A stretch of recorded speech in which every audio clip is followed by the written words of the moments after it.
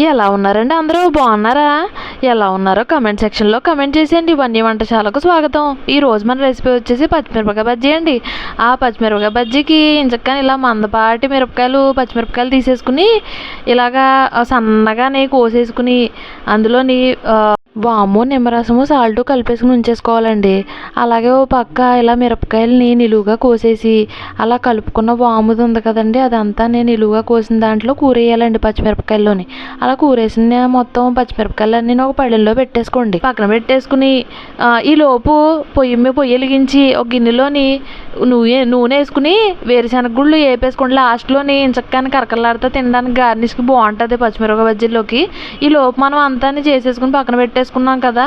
ఆ తర్వాత మళ్ళీ వేరుశనగలు తీసేసి మళ్ళీ పొయ్యి వెలిగించి బాండీ పెట్టుకుని నూనె వేసేసి ఈ లోపు వేడికి ఆగనివ్వాలి కదా, మరి వేడి అవ్వాలి కదా బజ్జీలు వేసుకోవాలంటే.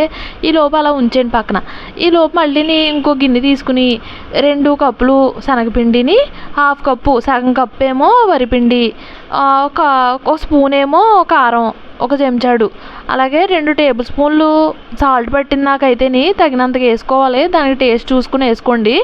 అలాగే కొంచెం ఒక చిటికెడు బేకింగ్ సోడా వేసుకుని మొత్తం కలిపేసేసుకోవాలండి. బాగానే మొత్తం కలిపేసుకున్నాకనే నీళ్లు కొద్దిగా వేసుకుంటానే పలచగా కలుపుకుంటూ వచ్చేయండి. పలచగా కలిపేసుకున్నాకనే మనం వాము పెట్టుకుని ఉన్నాం కదా పచ్చిమిరపకాయలు, అవి తీసుకొచ్చి మెల్లగా దీంట్లోని ముంచి నూనెలో వేస్తే ఉంటుందండి భలే. కానీ హీరోయిన్ స్నానం చేసి బయటకు వచ్చినట్టు ఉంటుంది నిజంగానే.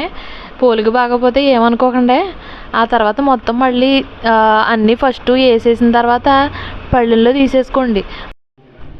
అలా నూనెలో తీయించుకున్న బజ్జీల్ని ఇంకోసారి పిండిలో మళ్ళీ దట్టించేసి నూనెలో వేయించేసారనుకోండి లావుగాని అందంగా వస్తాయి.